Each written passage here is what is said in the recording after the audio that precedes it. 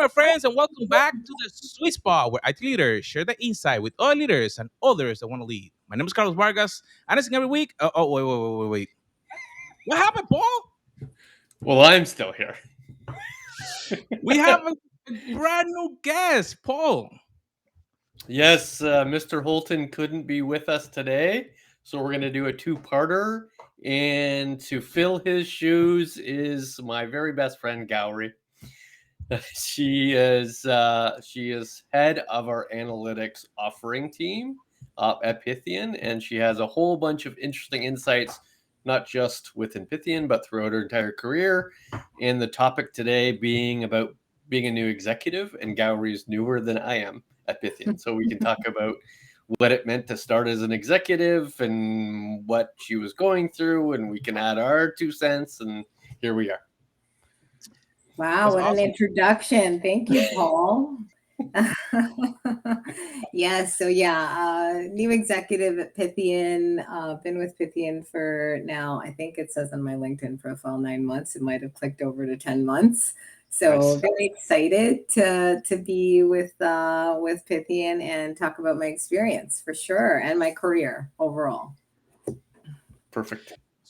So, Paul, something before we start into the topic, we need to let our audience know our brand new website is up. So we have been working hard to get everything, and Paul disappeared. I had to change the look of this. Paul is now under his image. I'm right there. You can see me. There we go. That way look better.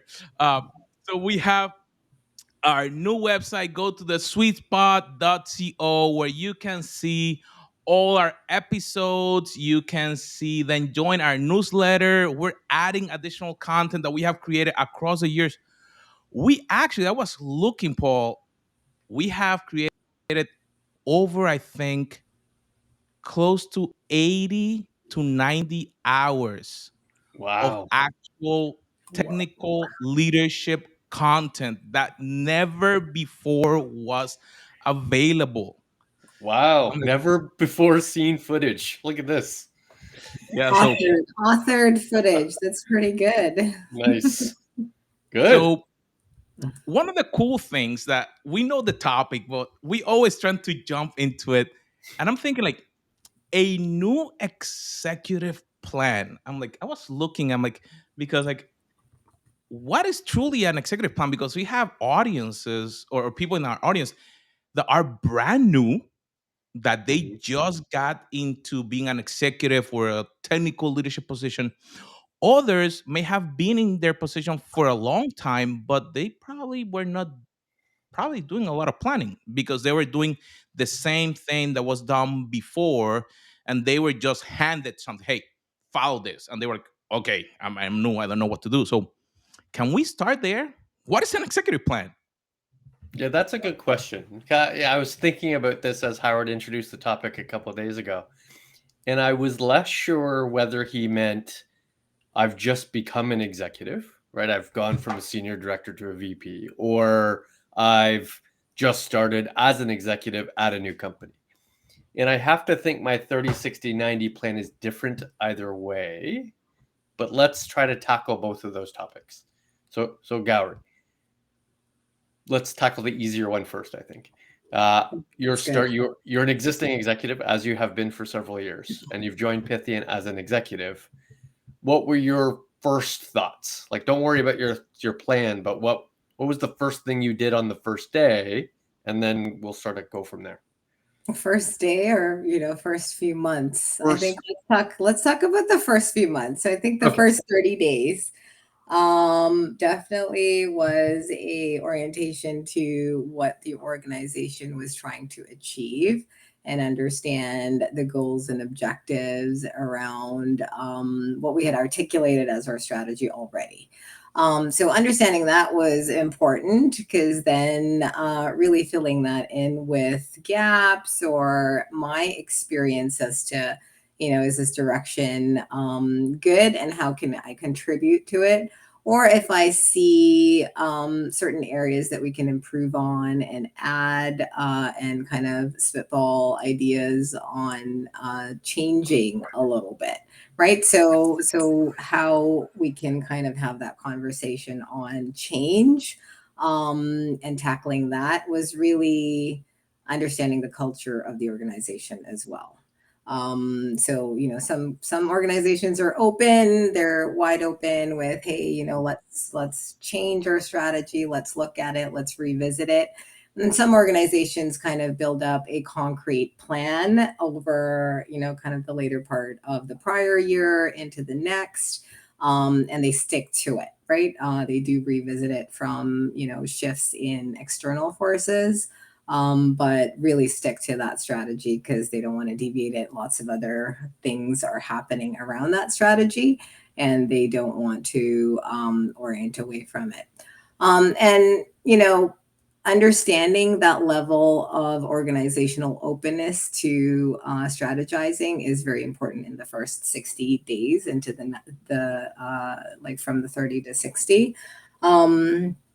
And then contributing to that strategy and what works within the organization over the 90 and later part of your starting point is important as well, right? So what kind of messaging will resonate with the team and how, and figuring that out, I think, is the next part of that start time frame. So understanding the organization, understanding the strategy and how to influence it, I think definitely is a purview that a leader needs to acknowledge and then kind of start to influence as they progress. Do you think you're prescriptive? In other words, do you use the same kind of process every time, or are you much more adaptive where you get a sense in the first couple of weeks, and then from there, your plan evolves over the next 90 days.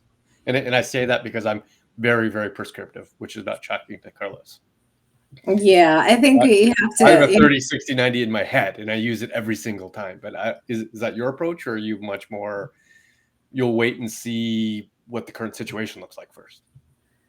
I am open. I am, I have experience kind of plays as well. Like I have templates and things that I kind of gravitate to, approaches, frameworks that I have seen work in the past that and have worked for me that I try to use in the organizations. But I also listen, right? Like I think it's very important to see how the organization works, what their orientation is, what the current leadership's level of receptiveness is to different approaches as well. And the builtness of those approaches. Some leaders want you to build out something as a proof of concept and go with it, and some want to be involved in the build, right? So that kind of approach of feeling it out, seeing how various leaders within the organization like to work is important, and then kind of leveraging the toolkit of things that you've worked with in the past is also important to kind of put in place at that point. I'm thinking you share Howard's perspective. He's normally pretty adaptive versus prescriptive, but Yeah. I'll describe my prescriptive methodology here.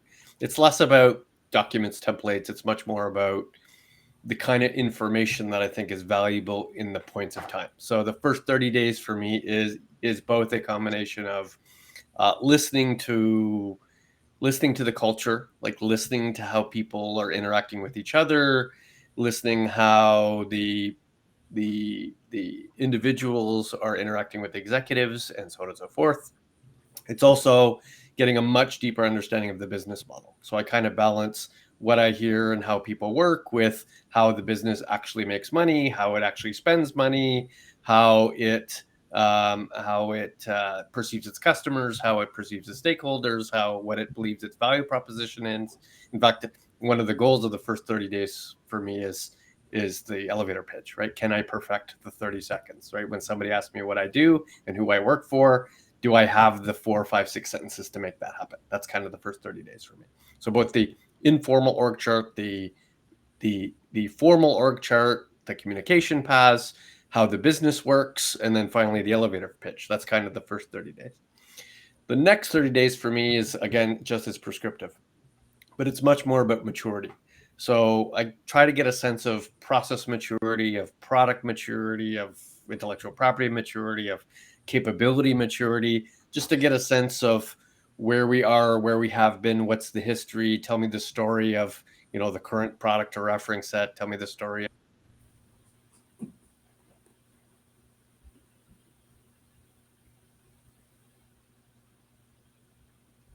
and where we think we should be, but why is true. And then finally, the next 30 days is taking how I now appreciate how the culture works and the communication, where I see the maturity, and start to draw out or straw man what I think the future might look like. Like, what's the next 3 years look like? What's sort of the future roadmap of that? And it's not a product roadmap per se, unless I'm leading a product organization, but it might just be an organization roadmap, right? To say, here are some gaps and overlaps that we think we should address. Here's some maturity that we think we could gain. Here's some other things that I might be able to bring to the table in terms of skill set or people that know, all those kind of things, and put that in a document, right? Some sort of strategy document. It might be a 10-pager, it might be a 50-pager, depending on the role and responsibility. But that's kind of the three things I try to do in that order. Does that resonate, or is that too prescriptive for you? Is that too much of a box? No, that totally makes sense. That approach of hearing what the culture is and then aligning to it definitely is something that makes sense from my perspective. Culture is very important, and going from large firm mentality where everything is kind of done very building block and research driven, and like smaller organizations, I think there is a little bit more anecdotal type, hey, this is the direction we go in because I feel that way. Or Right. my experience lends itself to go in this direction, versus the very R&D focused. We've done all this research, we are kind of continually researching and feedback looping into that research, and here's our decision based on, we're presenting kind of options to the leadership based on that R&D, and then they select it in a very informed way. And that's a hard machine to get going in organizations that either have it partially, or have that very directive type approach from leadership, and experiential approach from leadership. R&D is good when it's working. I think the level of R&D, to build that up to a level where an organization can trust it as an arm to inform the direction and strategy for leaderships to lean on, and then kind of have that gut feeling or that experiential weight put on those decisions. Growing it to a level where it's trustable is a task in itself, right? Leadership have to invest in R&D to be a focal point to support their decisions. And that, I think, is also a recommendation that we try to pepper in there throughout the first 90 days to kind of say, okay, if we're not seeing it, let's kind of get it going. And if we are kind of needing that in a very fast changing landscape with economic influences, COVID, et cetera, technology shifts, like you see all these data science organizations popping up out of the blue, like there were like 10 years ago, and now there's hundreds of data science organizations, right? So that type of landscape shift really does need an R&D level of research to inform decisions. You can't be anecdotal at that point.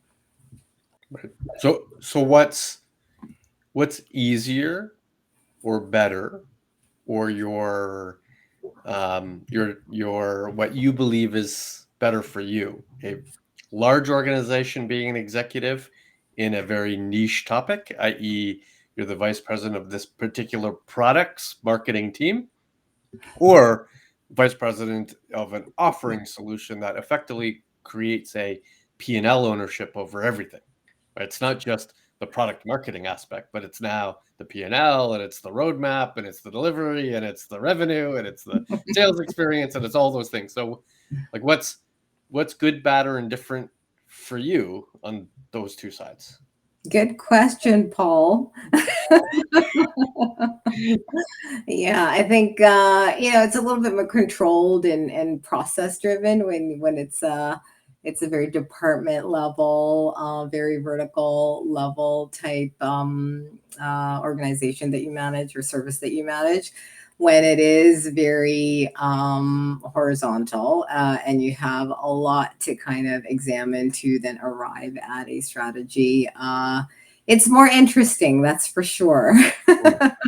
And you've got more kind of control, you've got creative input into where you want to take things, and that's the exciting part of things. But you do have to build up, the capabilities in a fashion that you're then comfortable enough to make those decisions, align with various stakeholders that aren't thinking that way, to then shift them in that direction.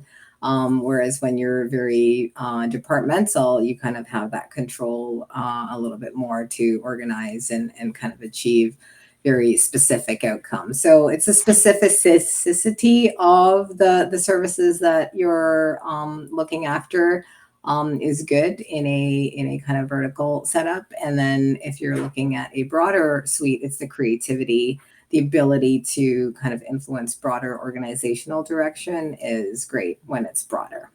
And you're exercising different skill sets, right? So when you're the VP of a specific product, just the product marketing aspect of it, you're honing your product marketing skills, right? You're getting deep and dirty and detailed on a very specific go-to-market, even if the audience is, measured in billion-dollar revenues, right? It's very specific to a trade versus, being a general manager in many ways of the product and a smaller organization.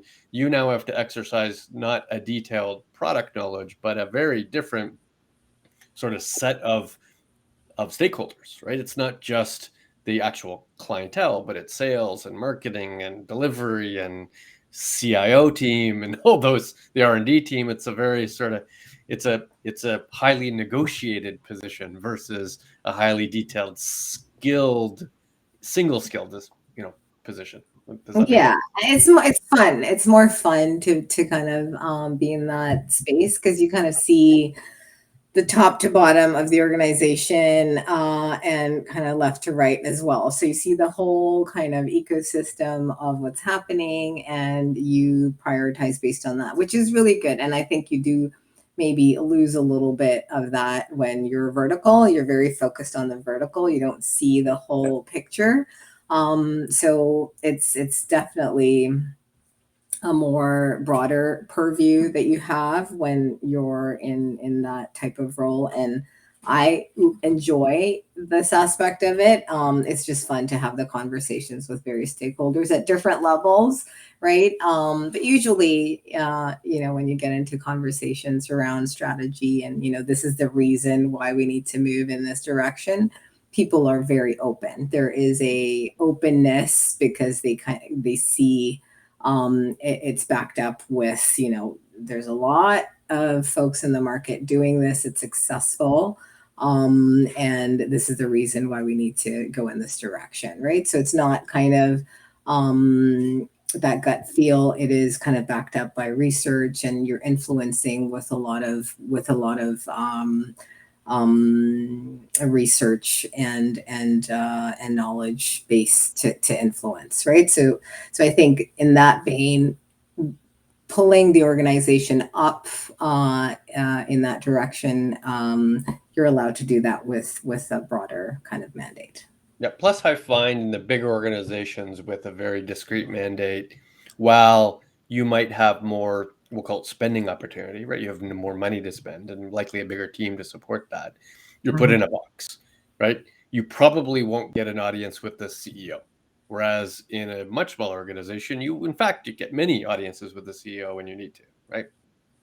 And when you get an audience with the CEO, you have a much better appreciation for what the business plan is, what the business plan will be, what our organic and inorganic plans might look like. Whereas you wouldn't necessarily have any of that information in a much bigger organization. You're much more focused on the success or failure of the individual product in front of you. And Yeah. yes, you're going from VP to SVP effectively gives you a single product to a product line or a product platform. But again, it's still pretty pigeonholed to the work you're doing in that particular area, which is interesting. Which would suggest back to the point of the pod here is, does the 30, 60, 90-day plan for a bigger niche role versus a smaller organization with a broad mandate, are those plans different? Yeah, I think definitely, but we've all seen kind of the cascading strategy, right? We've got the strategic goals from an organization level cascade to every department, and is governed by that overall strategy. And it really does speak to the importance of setting direction organizationally, and the importance of setting that direction, right? So whether it's a small organization or large organization, the strategy and direction setting then influences that departmental activity that everyone's going to work towards, arrowhead towards, and try to achieve, right? So that department has that level of purview. They may not influence strategy as much, but they're working towards that level of strategy. And then when you're setting kind of the strategy within the organization, it's exciting, and it's also kind of the onus is on you to do that level of research, having that comfort, to then direct the organization in a direction that they're set for the foreseeable future, right? So yes, it's kind of exciting to play in that area. At the same time, working within a strategy is in a way comforting, but if you're not aligned to the strategy, if you think something has to change, I think there has to be that feedback loop, right? And if that organization doesn't have the ability to integrate feedback from their various departments, that might be something that is a shortfall, or something that we recommend that they integrate, right? Because that way you get the input from the various lines of businesses that are following strategy, but may have feedback on how to do things better. That and there's big boulders to move, right? In a big organization, especially an existing big organization, there's already a roadmap, right? They might already know 2 years in advance what those features look like, and that's very hard ship to turn, right? You can't just introduce new strategy in a world that they've already predetermined what the investment is, which leads me to my next question. So we talked about the difference in the plan between big and small, but is there also a difference in plan between existing and new? So if you're walking into an existing role, you're replacing some other executive, as compared to walking into a newly found role that has, in effect, no mandate. You're just creating from scratch this mandate. And the previous role Carlos and I did effectively was that we were the pioneers of this particular enterprise. How is that different? What's the distinct difference between a 30, 60, 90 walking into somebody else's shoes versus you're exploring on your own?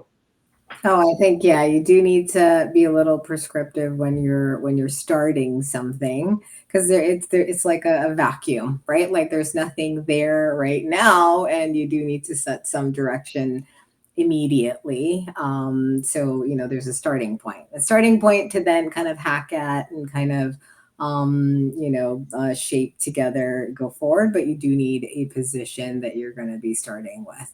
Whereas if somebody's done something in the past, yes, you do need to examine what's there, how many, kind of wheels have been churned from that point onwards in the organization, what's being worked on. You don't want to be kind of disrespectful of the strategy that's ongoing. But at the same time, you do want to something didn't work. That's why the person left, or maybe they've moved on to bigger and better things. You want to kind of examine it from that lens and make the right adjustments to move in a strategic direction that makes sense. So yeah, prescriptive I think has its place for sure, and I think when you're looking at shifting strategy that's already there, it's very important to kind of examine it and evaluate what has worked, and you're not throwing everything away, the baby with the bathwater. I hate that kind of analogy, but I'm using Right. it. So um, yeah, so there's my that. my prescriptive approach probably is the same for either. However, my preference is pioneering. Right, my preference is to start anew, because then all the ideas are on the table. Right, I'm not handcuffed in many way by past decisions, or I don't have a whole bunch of roadblocks or big rocks that I have to deal with, which is kind of amazing. Now, success or failure becomes much more difficult, right? It's quite possible you'll fail more often when you're in a pioneering world, and therefore is significantly more risk as compared to stepping into another role. However, in many ways, it feels more exciting. And the 90-day part of the prescriptive part of what I do is that sort of strategy deck. In a pioneering sense, that's 100-page deck, right? Because effectively, I have to define an entire market, an entire go-to-market, an entire product strategy, an entire org chart, an entire org model, and that becomes far more complex, right? You require far more people to support that, which is why the very first thing I do, even in the first 90 days, is hire the second in command, right? Hire the person that you're going to need as a strategy creator with you, who might eventually take on the operations role, right, the COO role of this particular organization, and they can start the activity of hiring the staff while you are starting to communicate the strategy. Right, you're looking for the money, you're looking for buy-in from executives, you're looking for the next step. In the last couple of minutes, let's go way back to the original premise and say, we took the tact in the last half hour to say, well, let's talk about moving into an executive role, having been a past executive. But let's take the perspective of moving from a non-executive to an executive. And then what are the first things I need to think about as I jump into being executive for the first time? Any thoughts? Yeah, I think when that was a while ago, when I experienced that. But yeah, I think it was, aligning with the culture again, and then defining your footprint as a executive, and how your modus operandi would be, right? Whether you're going to be that person who comes up with a blueprint for what we are going to do in the service line, and your ideas, your thought leadership, or if you're going to integrate with a strategic direction and how you would bubble into that. So I think the new leadership role is, again, a little bit of that vacuum versus, was that service there before, and is there a strategy there before, and you would implement the appropriate style in conjunction with what's there. Right. Certainly, it's been long since I started into that executive role. However, I do have conversations with lots of newly formed executives, especially ones who want to be a CTO in the future, right? And they want to talk about what that progression looks like. The one advice I always give right out of the gate is thinking about who your first team is, right? Up into from junior manager to senior director, your first team tends to be the people to which report to you, right? You're focused on delivering value in a very niche way for your particular team because you have a deliverable to meet for your team. Moving to an executive changes the definition of your first team from your team to your peers. So as soon as you're executive, it's not about the success of your team, but it's the success of the organization by how you're influencing and providing value to the rest of your peers, right? That's a pretty substantial shift. It's not easy to do. It's not a flip of the coin. It's not a month's worth of effort. It might take years for you to progress to that, but that is pretty big, substantial difference between the manager and the executive. What do you think about that? Does that resonate? Love it. Totally, totally. And setting the tone, right? Whether you're going to empower the team, whether you're going to be somebody who's not so collaborative, right? So I think setting the tone for the team and empowering the team so important when you move into leadership roles as well, whether it's net new or something that you're stepping into, and building that trust with the team and allowing them to flourish as well. So I think that's a great note to end on, if you agree. Carlos, that was a solid 30 minutes. That was solid 30 minutes. I'm gonna do a full transcription. There's a lot of gold nuggets, and I know that the Ooh. audience will wanna get the transcription. Uh, it's interesting because always you think that the team is technically who's probably under you if you're leading. But like you said, when you get to a certain level, it's not just you alone, it's how you really impact the whole organization. Because if you succeed alone and you don't help anyone else, everybody else is going to be upset with you. So I think that that's a great point to finish this part one.